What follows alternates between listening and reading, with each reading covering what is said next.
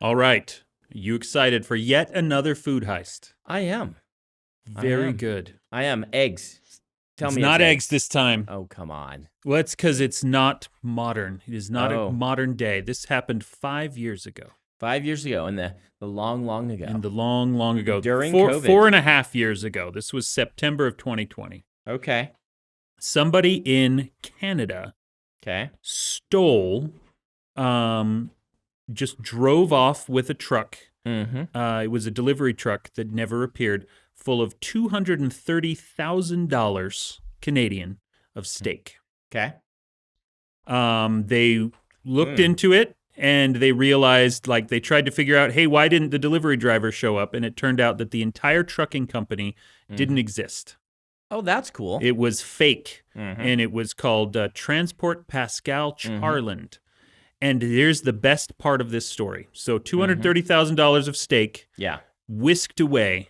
Okay. The very same fake trucking company, about a week and a half, 2 weeks later, stole a bunch of hot tubs. Are they filling hot tubs with steak? Is this what's going on? I don't know. Are they boiling them? Yeah. And that's the only way they could think of to boil all the steaks? 7 hot tubs were stolen from a manufacturing site in the same way. Fake papers from the Transport Pascal Charland company, which did not exist. Okay. So, yeah. Somebody has stolen just 2 great and wonderful things from our beloved Canadian neighbors. And I think we should be outraged on their behalf. Steaks and hot tubs. Steaks and hot tubs. I mean, somebody was planning a rager of a backyard party. Yeah. Between those 2 things, you don't need much else. Yeah. I mean, it's Canada, so hot tubs, you want an extra amount of hot tubs. This is an extra insult. Yeah. Because, you need your hot tubs up in Canada. So yeah, I'm outraged on their behalf. Did you say $230,000? $230,000 worth of steak. Wow. How many trucks worth is that? Like, that was just the one truck. Just one truck. It's got to be like pretty good quality steak. Pretty good. You got to have some was that like the retail value of that steak? Like, are we talking like? Because I'm trying to think. I've had steaks that are ridiculously expensive. So let's see. Donald, run some math for me. All right. All right. So I've had a steak. Don't look at me like this, internet. That was $400 for 8 ounces. Okay. Oh my stars! Was it worth $400? No. Okay. But it was really good, and somebody else paid for it. So, this is Wagyu. So it's like steak cotton candy, I believe, is how I think how it was it's Adam been described it. So 8 ounces at $400. How many pounds would get you to $250,000? 230. 230. So take $230,000. Yep. Divided by 400. Divided by 400. Tell me how many, and then multiply that by 8, and then divide by 16. Okay. Right? All right. As far as I understand it, that is the math that we're looking at. So we're dividing by 400, and then we're timesing by how much? 8. 8 for 8 ounces. Yep. And then divide by 16. Divide by 16 to get pounds. Divides by 16. So 287 pounds. Okay. 287 pounds. That's not very much. Going to fill a truck. So these were not Wagyu. Not Wagyu steaks. Yeah. In fact, these could be steaks. You could knock a 0 off that, and you still wouldn't fill a truck. Yeah. Right. So these could easily be $20 steaks or something like that. Okay. Yeah. Well, there you are. Okay. So they didn't have to be that expensive of a steak to get a truck full of that. But this does feel like a fantastic candidate for Food Heist Prison. Yeah. Because they're clearly people who take joy in the process. Steaks and hot tubs. Yeah. They're throwing a party. They're in this for the love of the game. Okay. Do they beat the Egg Ninjas? The Egg Ninjas? Where do they fall in the standings? Well, I don't know.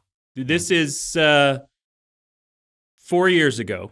Yes. So it's... But the story is today. But the story is today. We're just going to rank them. So I would rather have steak than eggs, but I feel like there's more finesse, just a little bit to the egg ninjas, because they had to like be all prepared. And this, they just stole a truck, right?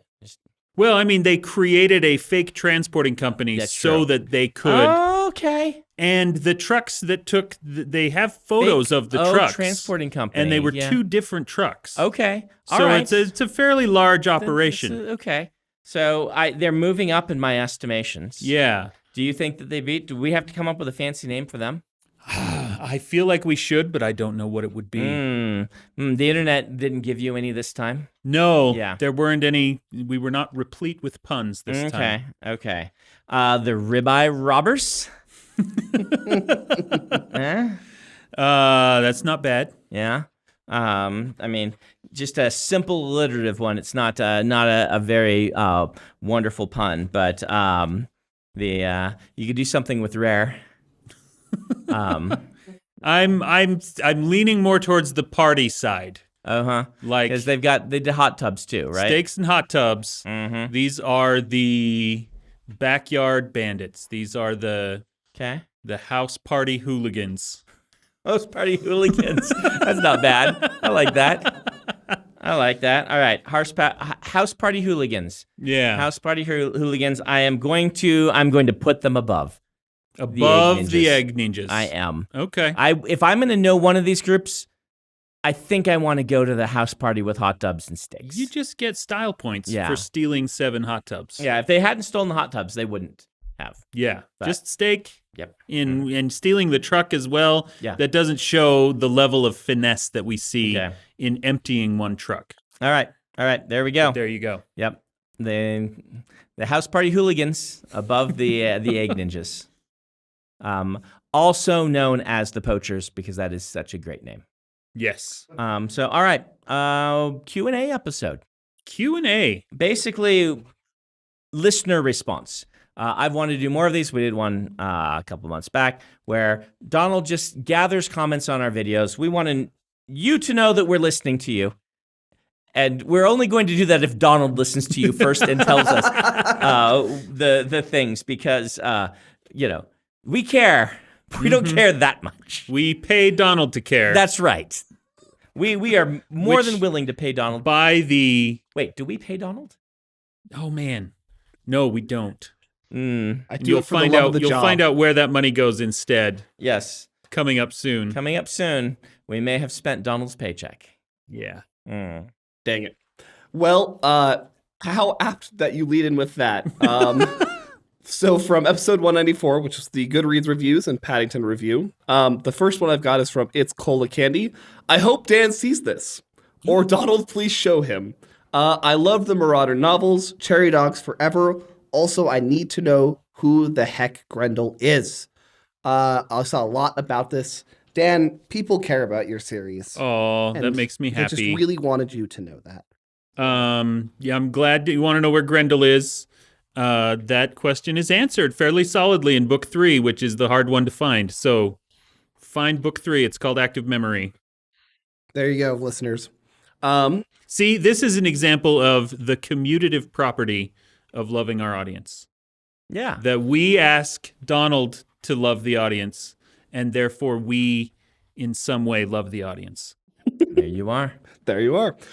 From the same episode, J.S. Mitchell, S497, asked lamented that this is a very interesting episode that makes me think of the nature of review platforms. Should it aim to be, quote, every human on Earth rates every X thing on Earth? Or people who like X rate X? Who gets to review what? Yeah. I mean, who gets to? The answer is whoever wants to. Right. Yeah. But is there a better system, and what are the flaws of this system is what I think this person is asking, and it is a good question. It is. What I have found is that what works best for me is to find a reviewer, be it of movies or books or whatever, that I like their writing style, and read enough of them to kind of know what the filter is. Right. Ebert, for example, is the classic example that I use for this, because I loved the way he wrote and I loved the way he thought about movies. I disagreed with him frequently, but I read him often enough that when he described hating something, I could often say, oh, he's hating this for reasons that are not going to bother me. Yeah. Or the same thing, if he absolutely loves something that I can tell by the way he writes about it is not for me. And so it still worked as review. It's more of almost academic critique at that point. But it helped me figure out what I was going to like and not like. Not to jump on a hobby horse, if you're tired of hearing about this, but I also do think that the way that we approach media review and criticism is a little broken. I don't know that in human nature we can fix it, but I much prefer the approach of the thing is a piece of art. It is not flawed. It is the piece of art the person made. You cannot like the choices the person made. That doesn't make them flaws. And that's an interesting distinction. And some things do have flaws, but would a movie, be a better piece of art if it didn't do X, Y, or Z, right? Like people complain that Christopher Nolan does certain things with his films. Early in his career, it was like these flat, wide shots, and he wouldn't do a lot of the cinematic things that people like. That's certainly a valid criticism. Would his movies be better pieces of art as made by an artist? And this is something I kind of go back and forth and around in circles in my head. So that's one hobby horse of Brandon that you guys all have earmarked. I don't know if there's a better system than what we have where it's just like, hey, if you care enough to go, leave a review. We know that's going to mean it's going to skew toward the people who like it and the people who dislike it. And the mez are going to do a lot less posting. And that is one of the problems. That is one of the problems. I would say the major flaw in the system that we are using right now is that a lot of reviews are not made in good faith. Yeah. Which we see with review bombing. Yep. I dislike, let's say, DC in general, and therefore I'm going to just absolutely hate all the DC movies even before they come out. Right. But let's point out, I'm playing devil's advocate, and I don't really want to on that case because you're right. But let's point out to that person, they probably aren't going to enjoy that movie as much because they just don't like DC. Their preconceived biases are going to greatly diminish. Here's something I've talked about with my editorial team. As an editor, when I'm reading my student works, I have to be really careful about. And that is that early mistakes do not predispose you as an editor to assume everything is bad about a piece. And it's really a natural thing. They make some pretty big flaws in the opening paragraphs or opening page. You're like, this is pretty bad. And so suddenly things that you wouldn't have critiqued before you start critiquing.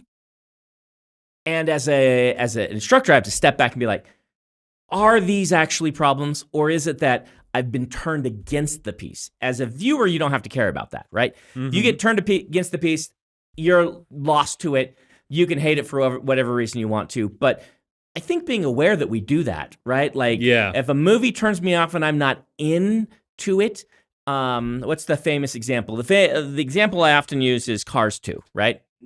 I've told this story before. My kids started crying because they were murdering cars in Cars 2. It's actually kind of just a fine spy thriller pastiche, but the opening 5 minutes made my child cry. I could no longer give to that film in the way that I could have, and it just completely turned me against it. And we have a lot of that happens with us. And it's kind of sad, but it's also human nature. I don't know. Well, there you go. There's your answer, guy who asked about reviews. There you go. Our last one from this episode is from, and I apologize for this name butchering. I'm going to go with Aaron Music 4548.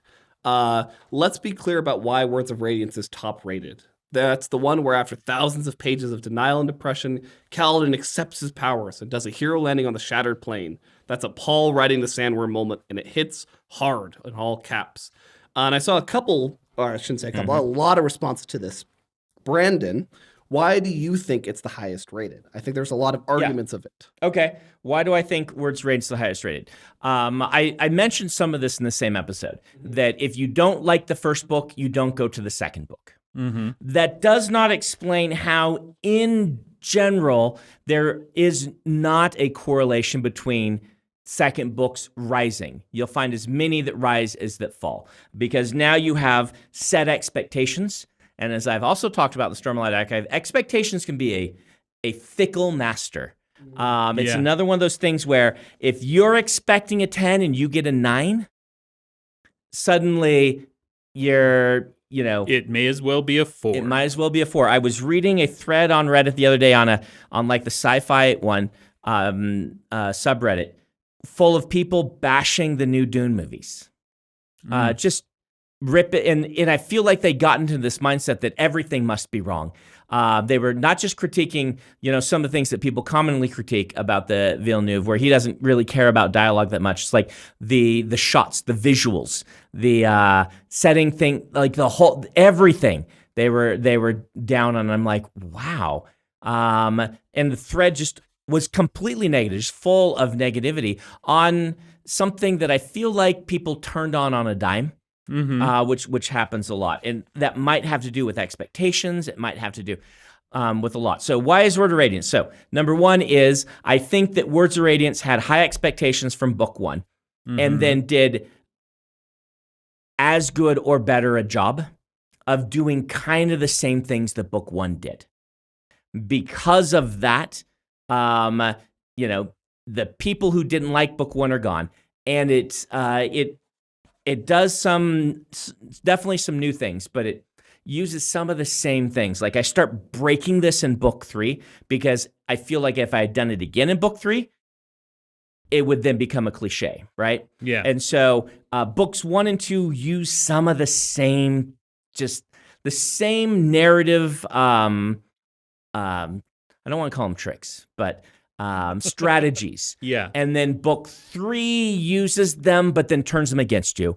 Book 4 breaks them, and then book 5 sends you into the void and makes you say, I don't know what's going on anymore, right? That's like my strategy for the first 5 Stormlight Archives. Book 1, solid. Book 2, book 1, but better. Book 3, break the ending so you're not you can't anticipate what you're anticipating. Book 4, everything's out the window, and then book 5, I actually changed the narrative style and the way I do chapters just to make you uncomfortable. Book 5 is all about making you uncomfortable. It's the moment where the symphony goes discordant on purpose in music theory.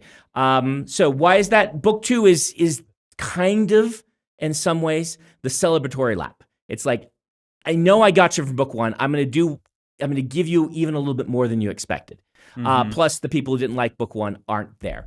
And then I have to start changing up the formula. And anytime you do that, it's dangerous. And you're going to get some people who like what you're doing now better, and some people who are like, this no longer feels like what it was before. And that's very natural. And so I think that's how that's going. That's what's happening.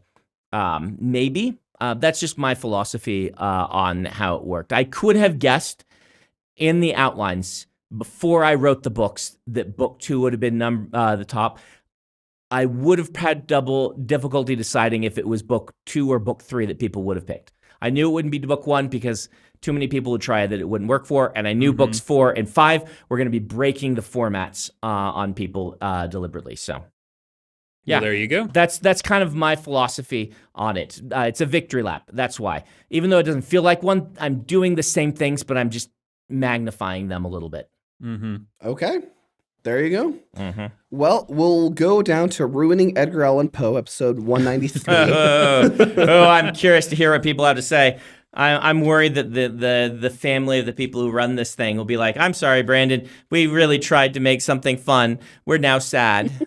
Well, I didn't see a ton of that. Okay. More just a lot of people being like, oh, How could they? Yeah. But in that episode, Dan, you had received from me the Shakespeare insult generator. The Shakespeare insult generator. And was wondering where beslubbering came from. Plenty of people answered, but the first one that I saw was from JMC Kinney 0040, and they say beslubbering is in Henry the Fourth, Part 1, Act 2, Scene 4, spoken by Bardolph. Okay. Okay. So it is a true Shakespearean insult. Good old Bardolph.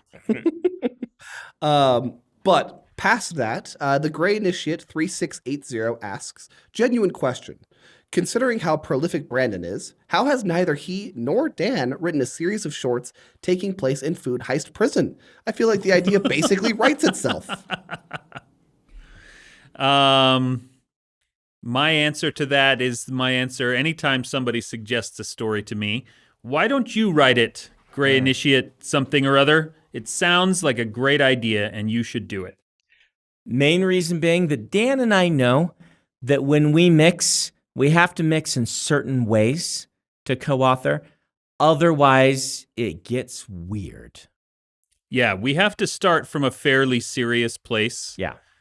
Because if we allow our weirdness to take over too early in the process, the project will become untenable very quickly. We both have a very weird streak to us when it comes to narrative, and it is one that we manage and channel and use for awesome when we're writing our own books. When we get together, there's a resonance between our weirdnesses, and they play off each other because we are weird in the same way. And what makes us stupidly amused makes the other one stupidly amused.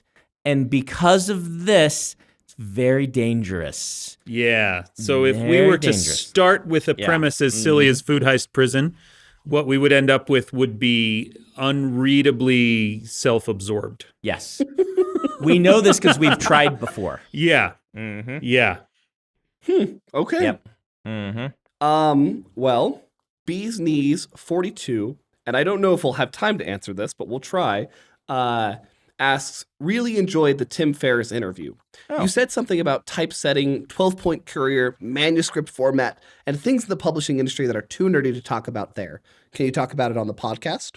Sure, I can go nerdy for just a little bit. All right. All right. So one of the reasons that I write in 12-point courier, double-spaced, Still?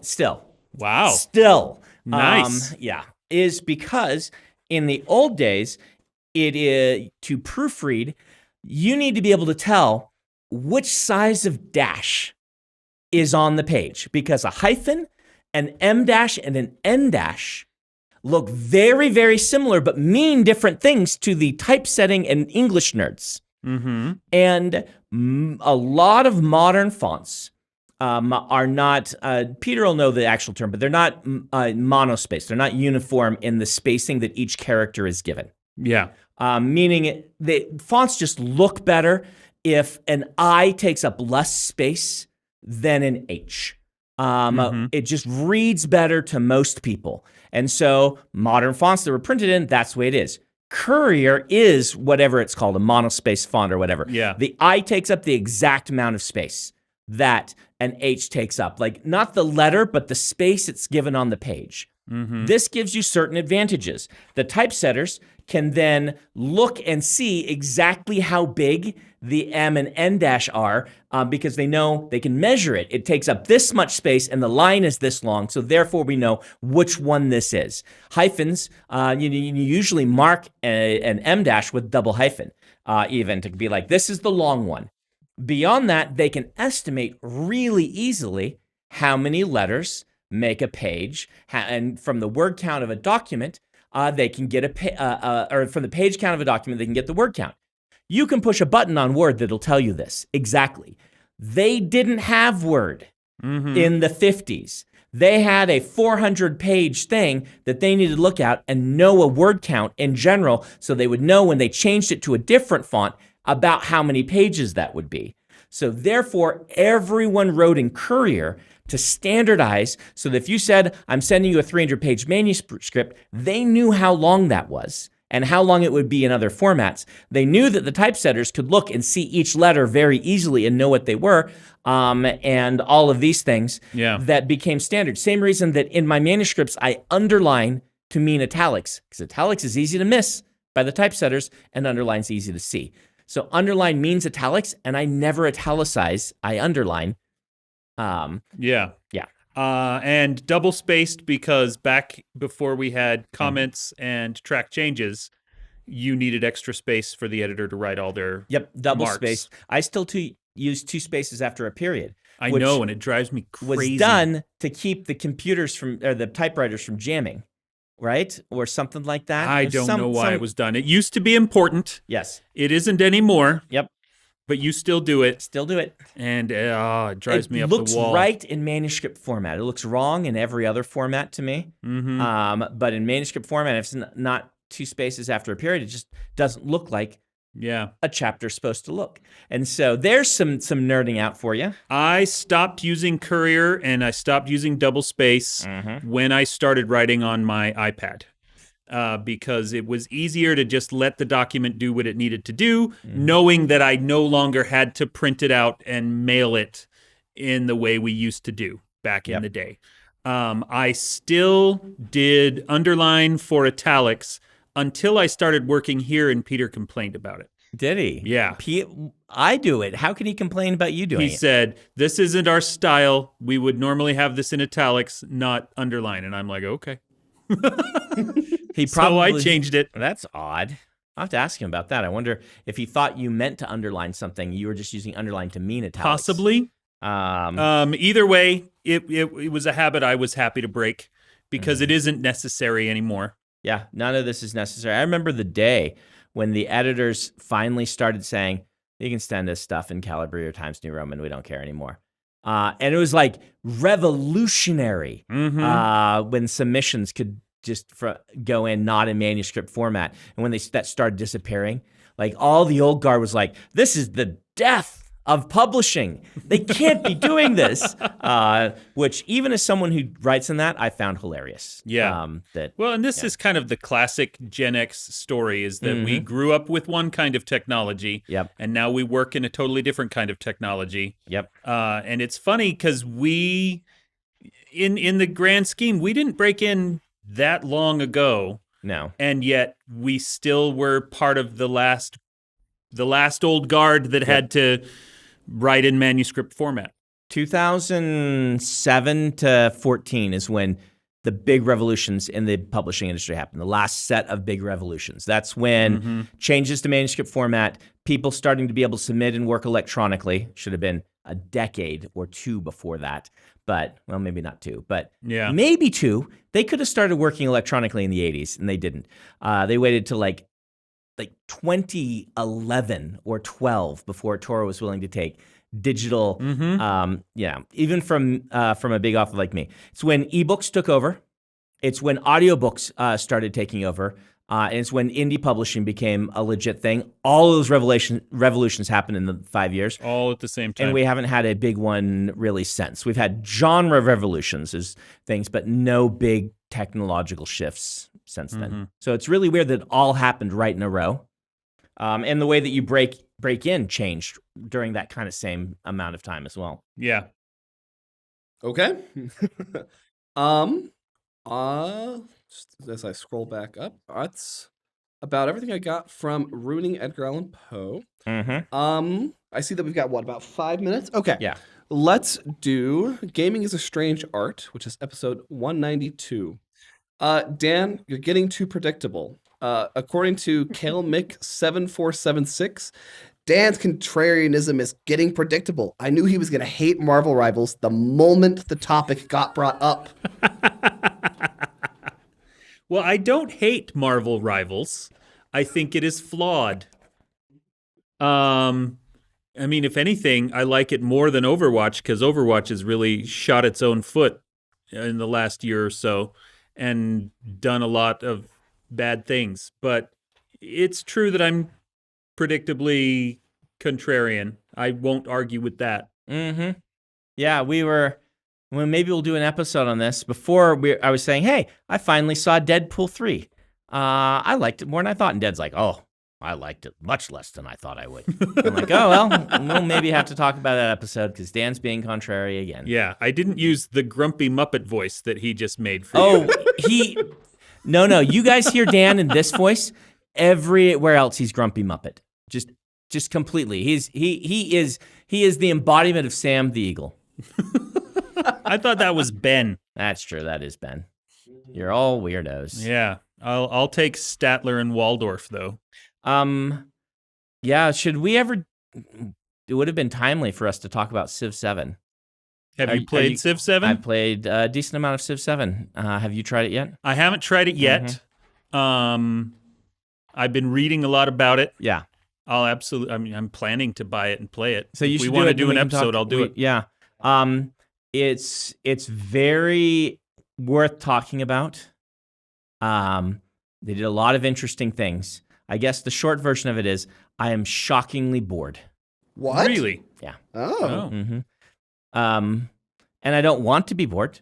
I really want to, but I have never played a Civ game where I sat down to play and then I thought, oh, I feel done now. I can stop now. And then the next day didn't want to pick it up. Not because it was bad, but just it's never. And I think the way, so it does the different eras. Mm-hmm. I think it's a little like putting down a book that you finished. Oh. And not getting to the sequel quite yet, or something like that. It's giving me breakpoints.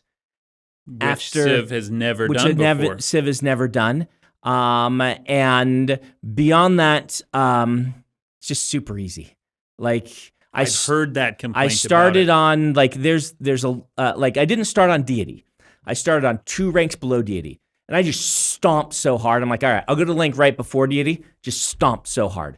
And so I'm like, oh, I guess I have to try deity. But it was so easy for a veteran Civ player that that's another thing. I like a good challenge. Mm-hmm. And so, but it's a really fascinating, like really interesting choices. I'm glad they're shaking up the format because, Civ 6 is Civ 6. You can just go play Civ 6. They don't need a new Civ 6, but I'm also bored. And I don't want to be bored. And I can't 100% decide why. Okay. So you should play it, and then I need to play it. You need to play it and have a contrarian position, and you come in and be like, "This is the best Civ ever." This is the greatest thing I've ever played. And I wasn't one that was against it from any of the early things, right? I want to engage with it on its mechanics, and I'm trying, and I'm mostly just bored. Yeah. I feel like I'm done with it after 3 games. Wow. That's not a good review. Yeah. Okay. Well, I will and try I bought it Civ and see what we 6 think. opening week and played it for 6 to 8 months just compulsively. Well, not compulsively, it's me. I did my work and stuff, but every time I had to walk away, I was sad that I wasn't still playing Civ 6 and keeping the game. Even in the broken state for 6, and I did the same thing with 5. And so, yeah. Mm-hmm. You know how I play Civ 6? How's that? I take out the city-states completely. Oh, Completely get rid of them. Huh. We'll have to talk about why. I like the city-states. City-states are much better in the new one, though. Cool. City-states are one of the huge improvements they made. I really like interacting with them. Diplomacy's much better. Combat's better. Like, almost every little detail is just better. And yet I'm bored. And yet the aggregate doesn't compel you. Yeah, so... Well, anyway, there you go. We'll talk about it. Yeah. Future episode. Mark it down. Dan, personal question, because I am curious. You're super deep into Overwatch. How much time does it have left, in your opinion? Is it on the way out officially? Here's the thing. For me, I haven't played Overwatch in probably a year. Okay. The change from 6 to 5 heroes on a team didn't sit well with me. The new monetization I didn't love. When they were the death knell for me, which they have since reversed. For a long time, they were charging money for the new heroes. Yep. And that you couldn't practice with them, you couldn't play them unless you paid. They've taken that out. but it means that there were 2 or 3 heroes in there that I never played when they were released. And that just, the game lost its charm for me when they did that, and I haven't really regained it since. Okay. Completely fair. Yeah.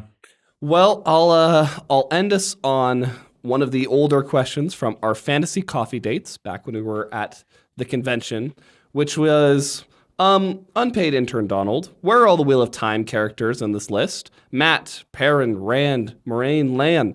Maybe another tier list just for them could be fun. I'm modulating this slightly in that we never included on our fantasy coffee dates any of the Wheel of Time characters. Who is one character you would take on a coffee date that One you feel like character would from be the Wheel of Time? Wheel of Time? Tom That'd be Maryland. actually interesting to go on. Tom Maryland? Tom Maryland. I don't even have to think. I mean, ex-super spy who dated queens, you know, and like he's the most interesting man meme in all of fantasy. Like, if you're going to replace the most interesting man with someone, it's Tom Maryland. He's had the most interesting life of anyone I can think of in an epic fantasy. That is a good answer. Mm-hmm. Same answer from you, Dan? Well, my answer, the problem with me is that I only read the first book of the series, so I don't know the series well. So my answer is Moraine, I think, because of Rosamund Pike. Yeah. Yeah, which is not a great answer to the question. It's a decent answer. Very good actor. I've been on set and just watched her cook, and she's really good. Yeah. Yeah. So. All right. Well, that's all I've got. All right. Well, how's that, Ben?